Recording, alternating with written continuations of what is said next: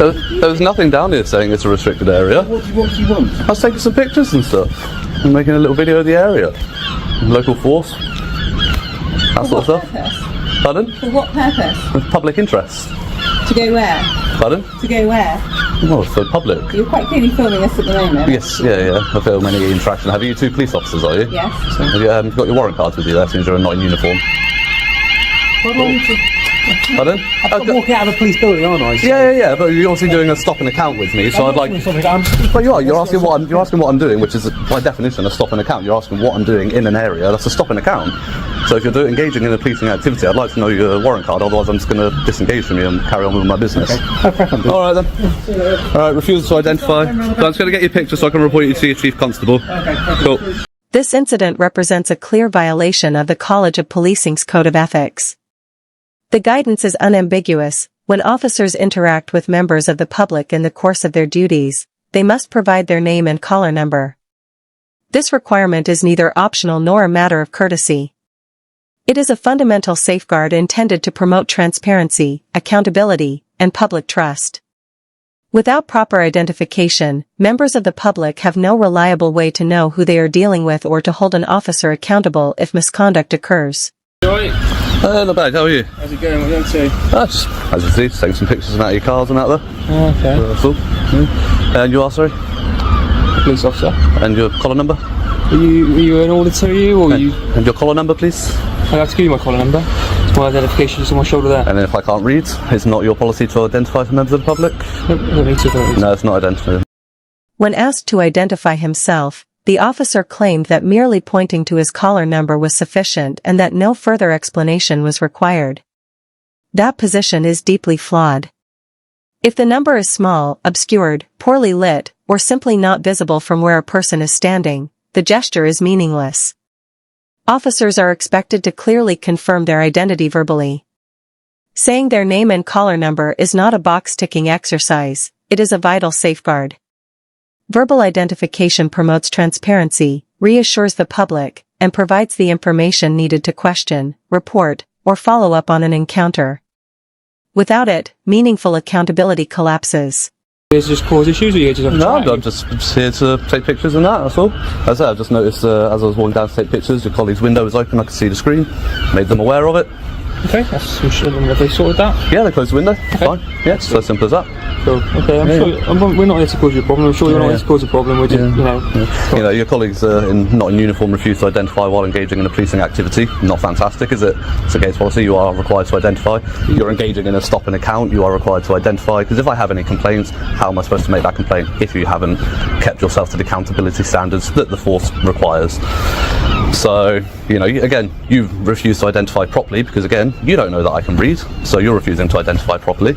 Yes, you're in uniform, but again, if I want to make a complaint against you, you can give the time and date and where the location where you are. My body cam's recording, so is it? It can all be. How come it's taking you this long to let me know that your body cam's recording? I'm talking. And is the policy not to, at the first most practical opportunity to allow that? That was the most practical time to inform Was it? you. So because you come in and gone hands-on with me? I haven't gone hands-on. Exactly. So why is not the first thing that you say, good afternoon or morning? What you're doing, because that's the first question I asked you, and then we've had a conversation, and now I've told you. Yeah. But the first most practical opportunity is to say, good. By the way, you are being recorded. Okay. Otherwise, you could be covertly recording me under the Regulations of Investigatory Powers Act. When the officer eventually admitted that he was recording, he tried to justify it by saying there hadn't been a practical opportunity to mention it earlier. That excuse doesn't hold up. The interaction was calm and controlled, with no urgency, confrontation, or distractions. There was nothing stopping him from clearly stating, from the outset, I am recording. This wasn't an issue of timing, it was an issue of attitude. Failing to disclose the recording in a straightforward manner shows a disregard for policy and for public accountability, and it sends a dangerous message that the rules are flexible when they are not. But that's not happening, so don't worry about that. It could, because it took you X amount of time to alert me when there was plenty. The only situation where it's not practicable at the first opportunity is if you're going into a hands-on situation. Any other time, there's no reason, and this has been dealt with in the tribunal by the tribunal that deals with the Reaper Act, that the first most practical opportunity is when you approach somebody. If you have your camera on or you turn it on, if you approach with your camera on, you should alert them when you approach, unless you're going hands-on.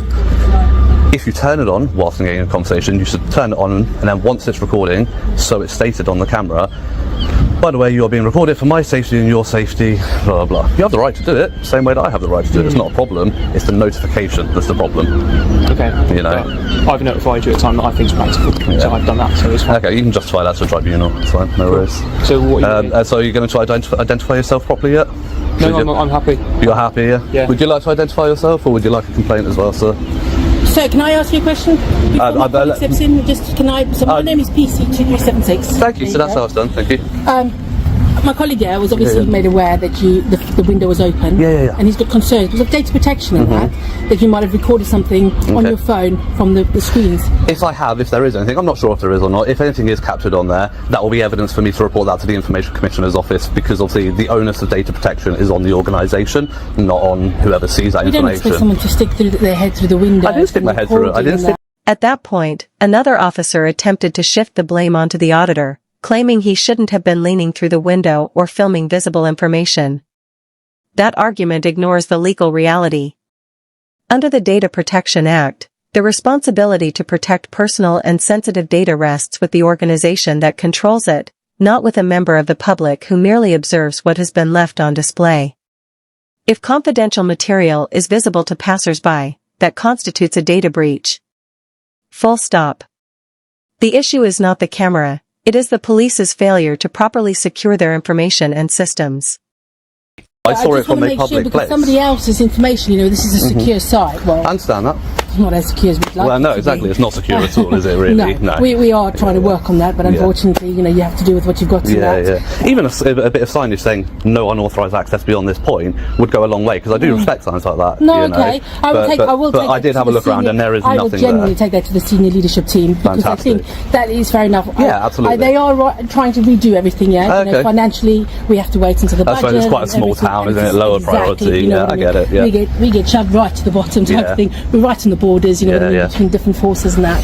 So it is totally. I understand where you're coming from, and I'll pass it on to the senior leadership. Thank you. I appreciate that. Thank you. I've just got concerns about the data protection that's on that video. Do you know what I mean? Because that's somebody else's private stuff and that. Yeah, absolutely. And we obviously learn from things like that. So you've pointed it out. They've closed the window. It is really hot in there. We've got no air conditioning. Again, I completely understand that, but obviously data protection takes priority over that, unfortunately. You can get a fan in there, and I understand, I've worked in many various locations where health and safety data protection takes priority over that. Does that go live? Is that a live? It's not. I'm not live streaming. No. If there is something, would you delete that? Not necessarily delete it, but I would make it anonymous. I would blur it out if there is anything, if I were to post it anywhere. Yeah, but absolutely. It's not their fault. You know what I mean? No, of course. I've raised the issue. I've raised the issue of data protection, and obviously I raise it as an issue because I do see it as an issue. I'm not going to go share that information. That would be very hypocritical of me, wouldn't it? Absolutely. So if there is anything captured on the camera, it won't be made available to the public. It will be forwarded to the ICO. That's fine. Yeah. Can I take your details? No, I'm okay. Can I take your name? No, I'm alright. Just first name, so I know who I'm speaking to. No, I'm alright. Thank you. So you've got my collar number, but I can't take yours. Yeah, but as a Crown servant, obviously you have issues of accountability when dealing with members of the public, and that's why. Yeah, I know. Your first name. I know. I don't even know I know. But then else, obviously that that coupled with my image, which obviously he's notified me is recording. Obviously we do that because I'm open and honest. You know what I mean? Yeah. We record things so that you can see what we do. And we can absolutely. See, I completely agree with the use of body cameras. Completely. That's the thing is I can't hide saying, oh no, I didn't say this to this man, or this man didn't say anything. No, exactly the same reason why I record any interaction I have with you as well. Yeah, that's why we record everything. I protect my back with the amount of people have said we do things. Of course, we don't. Yeah. But with your collar number and that, obviously, you're bound. You have to identify. You did it correctly verbally because you can't guarantee that I can read. What I mean? But you have to wear that for accountability reasons. That's why I'm entitled to have that, because you're dealing with a member of the public in a stop and account situation. Accountability, you have to identify yourself for that exact reason, which he doesn't seem to understand. And sorry, we got interrupted. Would you like the opportunity to identify? 4988 PC Biffin.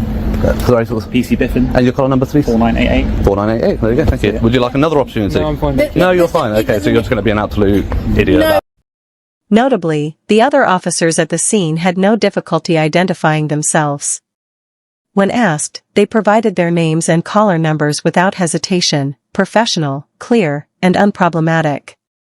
This officer, faced with the same straightforward request, chose a different path. Rather than demonstrating accountability, he dug his heels in. The response came across as dismissive, as though the standards applied to everyone else but him. When ego is allowed to override responsibility, it erodes the very foundation of public trust in policing. And you know, we have to rely Yes, on but that. you have a collar number for the specific reason, as we've just heard us discuss, for accountability reasons. You're making a very large assumption that I have the ability to read that my eyesight is good enough to read that. These two officers are identified, and if you do Yep. need my details, they can be.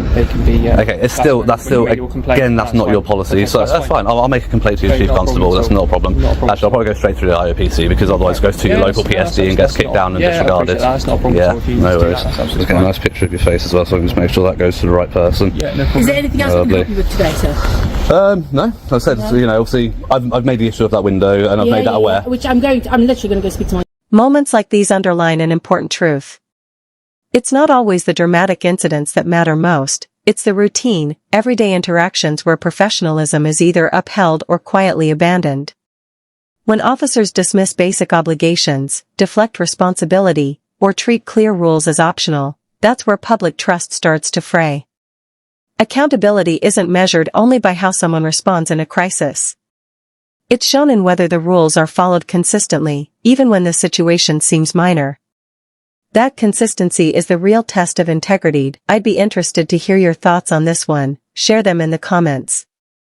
And if you appreciate this kind of clear, no-nonsense breakdown, don't forget to like, share, and subscribe for more.